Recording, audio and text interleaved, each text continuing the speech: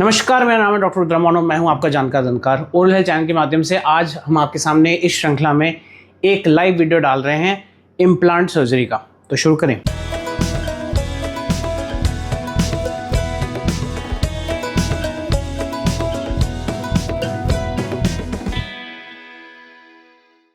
तो इस वीडियो में हमारे जो पेशेंट हैं उनको दांत में प्रॉब्लम थी। उनका जो आगे का दांत था वो काफ़ी डिकेड था और जो पीछे का दांत है फर्स्ट मोलर उसमें भी काफ़ी हद तक डिके बहुत ज़्यादा था, जिसकी वजह से हम आरसीटी की नौबत हमारे पास बची ही नहीं थी क्योंकि इतना ज़्यादा डिके था। तो जो आगे की वीडियो टेप फुटेज होगी उसमें हम आपको दिखाएंगे कि किस तरीके से हम एक इनडायरेक्ट साइनस लिफ्ट करते हैं। साइनस लिफ्ट इनडायरेक्ट या डायरेक्ट होता है, इसके डिटेल्स में ज़्यादा जाने की जरूरत नहीं है। जब आपकी हड्डी जो जबड़े की हड्डी होती है वो इतनी गल जाती है कि इम्प्लांट के लिए उतनी जगह नहीं बचती, तो हम डायरेक्ट या इनडायरेक्ट साइनस लिफ्ट करते हैं। तो इसी प्रोसीजर को हमने रिकॉर्ड किया है और ये दिखाने के लिए, एजुकेशन पर्पसेस के लिए, कि इनडायरेक्ट साइनस लिफ्टिंग और बोन ग्राफ्ट एंड पीआरएफ को यूज़ करके हमने जगह बनाई है जिसमें हमने इम्प्लांट प्लेस करा है।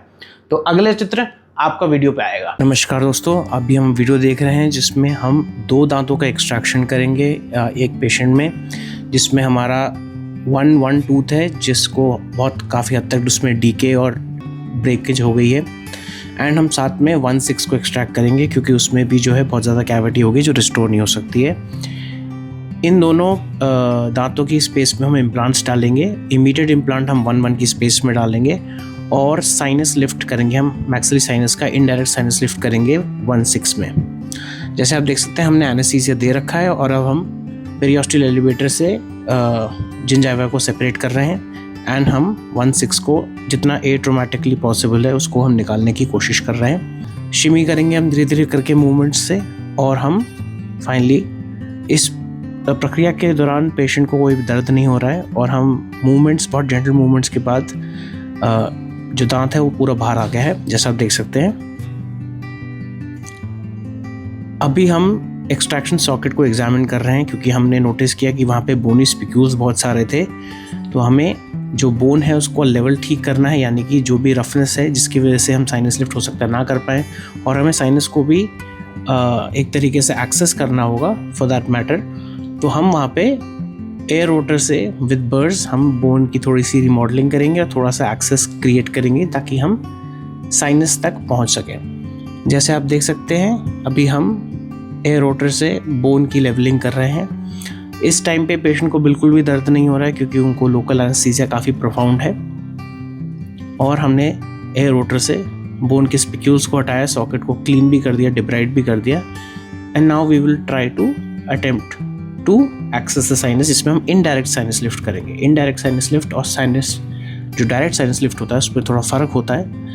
डायरेक्ट साइनस लिफ्ट में हम एग्जैक्टली बोन में विंडो बना के उसको एक्सेस करके फिर उसको ऊपर करते हैं। साइनस लिफ्ट तब किया जाता है जब हमारे पास बोन में इतनी जगह नहीं होती कि आप इम्प्लांट डाल सकें, और साइनस को सर्जिकली लिफ्ट किया जाता है, जिसकी वजह से वहाँ पे बोन ग्राफ्ट डाला जाएगा, जिसकी वजह से जो रिमेनिंग बोन होती है हमारे पास वो अच्छी खासी रहेगी, and we can then put an implant and then put a cap. अभी आप देख सकते हैं हम अभी पूरा एक्सेस परचेज कोशिश कर रहे हैं सब कुछ का, and we are trying to make sure कोई भी बोनी स्पिक्यूल ना रह जाए, सारी लेवल बोन की अच्छी हो, and we can access the sinus very easily. आप देख सकते हैं एक्सट्रैक्शन सॉकेट बिल्कुल क्लियर दिख रहा है, और हम एग्जामिन कर रहे हैं कि कोई ग्रैनुलेशन टिश्यू, इन्फेक्शियस टिश्यू तो नहीं रह गया है। एंड ऑफ कोर्स हमें साइनस लिफ्ट भी करना है जिसमें हम पेशेंट का ब्लड भी यूज़ करेंगे, बोन ग्राफ्ट भी यूज़ करेंगे, बोन चिप्स भी यूज़ करेंगे जो हमने जो वहाँ से निकाले हैं जब एयर रोटर यूज़ कर रहे थे। जैसे आप देख सकते हैं अब हम 1/1 को एक्सट्रैक्ट कर रहे हैं। इस टूथ को एक्सट्रैक्ट करना ज़्यादा अनिवार्य है कंपेयर टू कि इसमें हम आरसीटी करें, पोस्ट एंड कोर करें, फिर क्राउन लगाएं, बिकॉज ये काफ़ी हद तक बैडली ब्रोकन डाउन टूथ है। तो हम डेफिनेटली हम इसको एट्रोमेटिकली निकालेंगे जितना पॉसिबल है। जैसे हम दिखा सकते हैं कि अब निकल गया है। अब हम पायलट ड्रिल कर रहे हैं 1/1 की एक्सट्रैक्शन सॉकेट में, जिसमें हम इम्प्लांट प्लेस करेंगे। एक चीज़ का ध्यान ज़रूर रखना होता है कि जब भी आप इम्प्लांट प्लेस करते हैं तो उसमें बहुत कोपियस इरिगेशन की ज़रूरत पड़ती है, बिकॉज ऑफ कोर्स हम ड्रिल कर रहे हैं तो उससे एक हीट प्रोड्यूस होगी, and we don't want any thermal necrosis, यानी कि जो हड्डी है उसमें सड़न ना आ जाए क्योंकि हीट की वजह से, एंड देयरफॉर हम उसमें बहुत कोपियस इरिगेशन कर रहे हैं पैलेट ड्रिल से।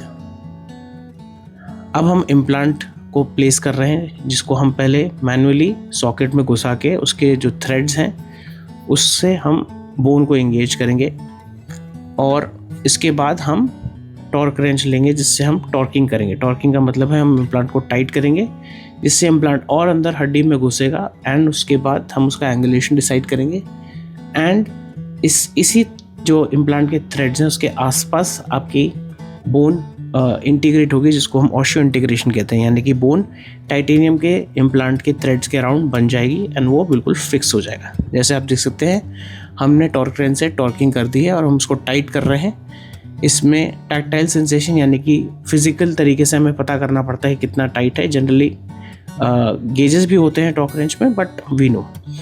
अब हम जो इनडायरेक्ट साइनस लिफ्ट करने वाले हैं वो हम इम्प्लांट के थ्रू करने वाले हैं, तो अब हम पायलट ड्रिल कर रहे हैं, एंड हम उसके बाद हम नॉर्मल जो ड्रिल्स हैं इम्प्लांट्स की प्रोग्रेसिव साइज में, हम उनसे अब इम्प्लांट साइट के लिए इम्प्लांट साइट को प्रिपेयर कर रहे हैं। अभी इम्प्लांट के ऑस्टियोटॉमी साइट को हम वाइडन कर रहे हैं with progressive increase in size, and जैसा आप देख सकते हैं अब जो हम काम कर रहे हैं वो हम एक स्प्लिट थिकनेस, एक पार्शियल थिकनेस फ्लैप बना रहे हैं जिंजाइवा से, जिसमें हम साइनस लिफ्ट करने के बाद हम उसको पहले प्राइमरी क्लोजर देंगे, यानी कि पहले उसको एक रूफ बनाएंगे। जो आपका साइनस आपने लिफ्ट कर दिया है, उसको कर दिया है, उसके ऊपर पहले एक प्राइमरी क्लोजर होगा। उसके बाद हम जो ऊपर की लेयर है जो आपके गम्स की, उससे हम सेकेंडरी क्लोजर करेंगे, यानी कि उसके ऊपर 2 लेयर में हम क्लोजर करेंगे। पहले हम नीचे का करेंगे, उसके बाद हम ऊपर का करेंगे, इसलिए हम अभी ब्लेड को यूज़ कर रहे हैं। जैसे अभी आप देख सकते हैं अभी हम साइनस लिफ्ट कर रहे हैं जो हमारे इंस्ट्रूमेंट्स हैं उसके द्वारा, एंड इसमें हमने पेशेंट की बोन चिप्स भी यूज़ करी हैं जो हमने यूज़ करी थी एयर रोटर से निकालने के बाद, एंड बोन ग्राफ्ट तो नहीं ज़रूरत पड़ी हमें, बट पेशेंट का ब्लड भी जो है उससे भी हमने यूज़ किया है, ताकि हम ये सेंट्रीफ्यूज करके हमने PRF भी डाला है, प्लेटलेट रिच फाइब्रिन। पेशेंट का ब्लड लेके उसको सेंट्रीफ्यूज में डाल के उसमें प्लेटलेट रिच फाइब्रिन जिसमें ग्रोथ फैक्टर्स होते हैं उनको डाल के हमने अब हम चेक कर रहे हैं कि पूरा साइनस हो गया है ठीक कि नहीं। ऑफ कोर्स इन सब चीज़ों को देख के बहुत लोग विचलित हो सकते हैं, लेकिन मैं आपको बार बार बताना चाहता हूँ कि पेशेंट को कोई भी दर्द नहीं हो रहा है, patient is completely under anaesthesia.